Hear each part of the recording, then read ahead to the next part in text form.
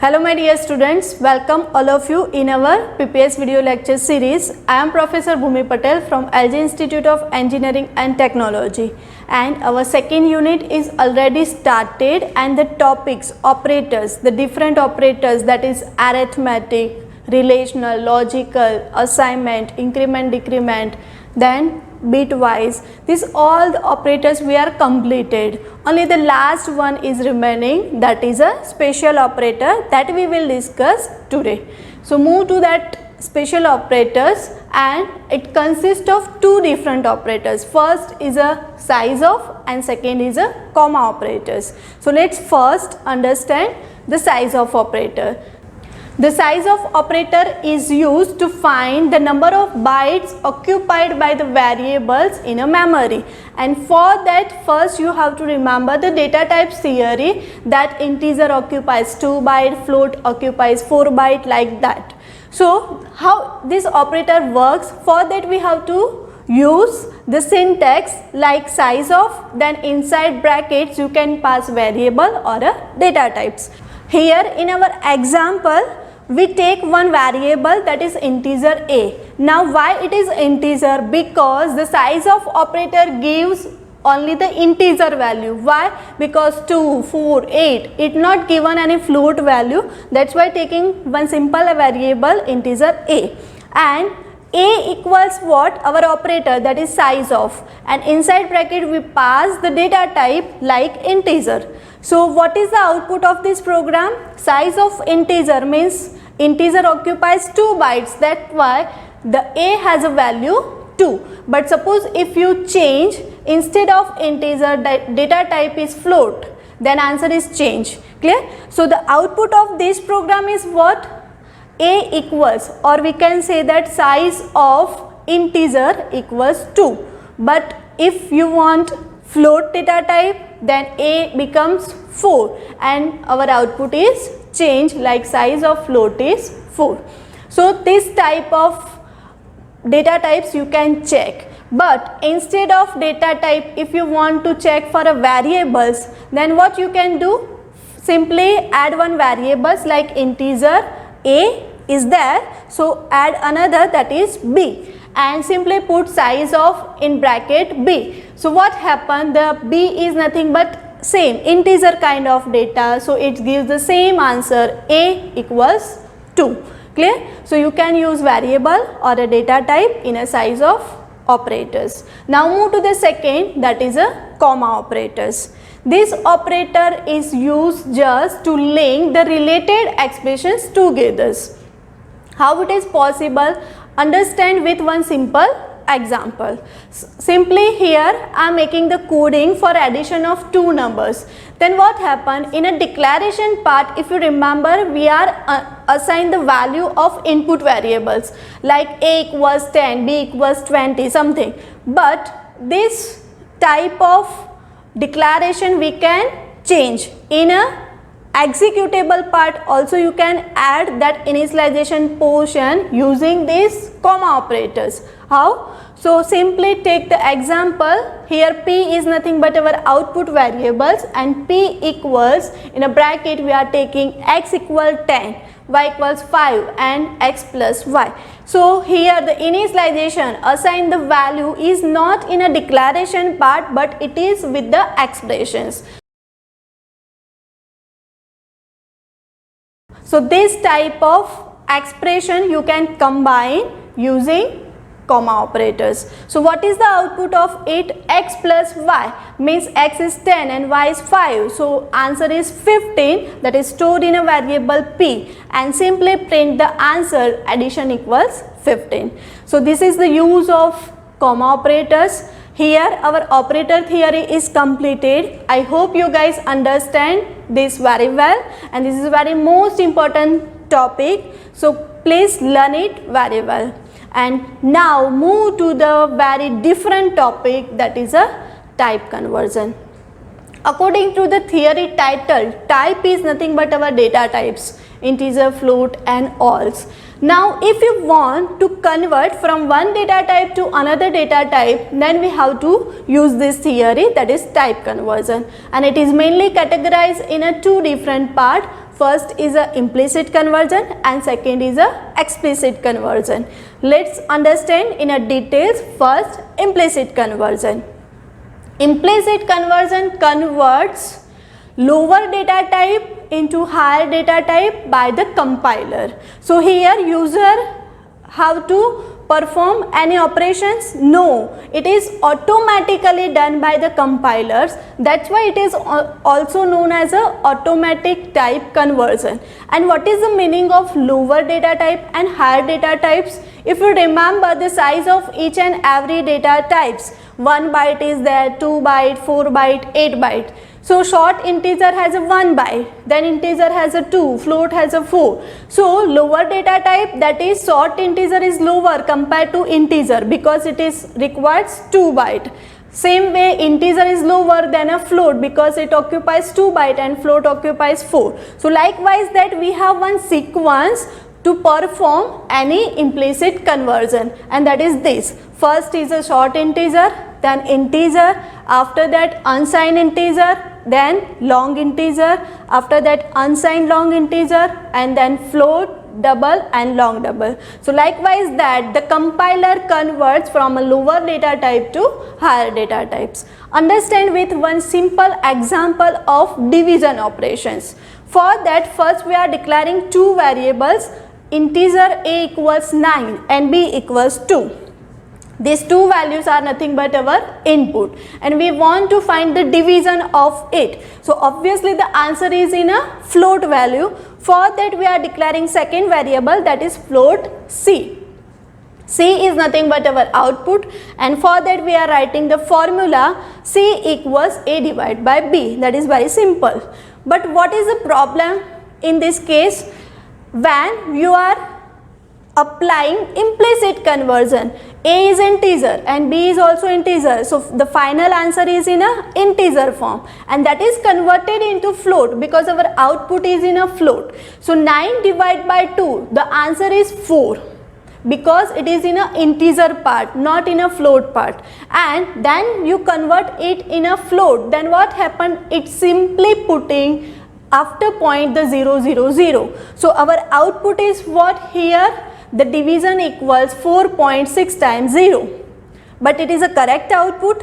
No, obviously. So to overcome this type of problem in a divisions, we have a second method, that is a explicit conversions.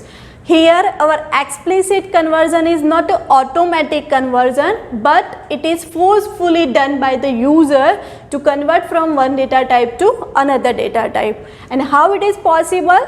With this syntax, data type in a bracket, and then you can write expression or a variables. Also it is known as a typecasting. So whenever you have a question in your exam, explain typecasting, then you have to write just about explicit conversion. But if you have a question like explain type conversion, then you have to explain both the method, implicit and explicit. Now understand this explicit conversion in our example. Same example here for a division of two number, and a is same 9 and b is same 2, and answer obviously we are getting in a float. So the variable float is c. Same formula I am applying. C equals a divided by b is there? No. Now we have to follow the explicit conversion, and the syntax is like this. In a round bracket we have to write the data type in which you want to convert. So simply I want to convert variable a into the float. So we are putting in a bracket float before variable a and then divide by b. So now it becomes the explicit conversion. And what is meaning of it? It is forcefully done. So a is now converting into float, and float divided by integer. Obviously the answer is in a float, that is 4.5. And that value will be assigned to the variable c because c is also float type. So in this case our output is now the division equals 4.500 and 3 times again 0. Clear? So this is the correct output. So whenever you have a problem finding in a division operation, you can choose this theory to overcome this problem. Now move to the next topic, that is operator precedence and associativity. Let's discuss about first the operator precedence. Precedence, the synonyms is priority, and for what we have to apply priority? For the operators that we have already discussed in our previous lectures. So there are number of operators available, and when your expression contains so many operators, then you have to apply this concept of operator precedence. So first you have to check the priority of each and every operators, and the operator having higher priority can be evaluated first. So how it is possible? Let's understand first the priority of all the operators. So very first priority is for a round bracket. Then second operator is plus plus and minus minus, means increment and decrement operator you have to solve second positions. Then third priority is for a multiplication, division and modulo. These all are in a same category in a third positions. And now fourth one is nothing but our simple addition and subtractions. So for solving any expression you have to remember this. Now take one simple example for understanding this theory very well. So here I am assuming different variables: a equals 4, b equals 5, c equals 3, d equals 2 and again e equals 2. And our expression is 5 plus a into b divided by c plus d into e. So how we can solve these expressions? First you have to check the precedence, that is priority, and obviously the first priority is for a round bracket. So you have to solve first c plus d, and value of c is 3 and d is 2. So 3 plus 2, the answer is 5. So our first step is completed. Now move to the second priority, and here no use of any plus plus and minus minus. So directly move to the next one, that is multiplication, division and modulo. Here I am using that operators, yes. So there are three operators: multiplication, then division and then again multiplications. So first we have to solve this multiplication first. A into b, a is 4, b is 5. So 4 into 5 we get the answer 20. After 20, the next operator is division, because both have a same priority. So we solve division operation. So 20 divided by 5 we get 4. Then after again the multiplication is there on a third priority. So solve it first, and that is 4 into 2. It becomes 8. Now only the one operator is remaining, that is plus, that has a fourth priority. So solve it. 5 plus 8, that is 13. So our final answer is 13. In this way we can solve any expression using this operator precedence theory. Now suppose same operators are there in our equations, like a into b divided by c. Then what happened? Multiplication and division both have a same precedence. Then which one we are solve first, division or multiplications? That depends on another concept, that is associativity. So associativity is having two values, left to right or a right to left.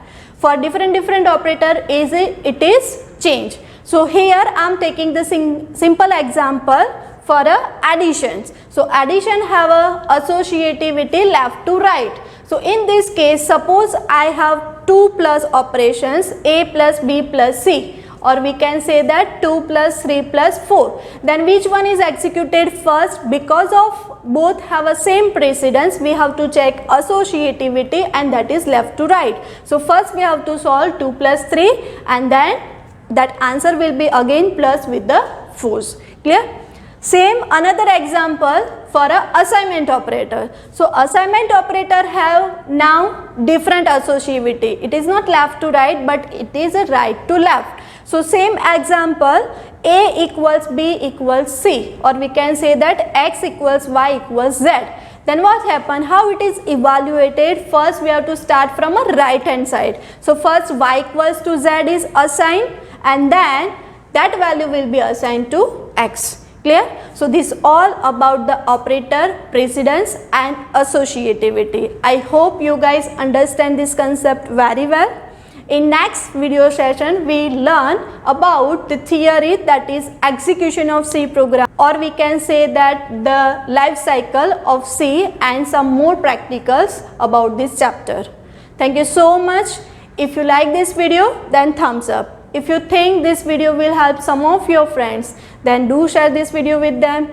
Also, you can subscribe my channel, so when I upload new video, you get the notifications. If you have any doubt, please contact. Thank you.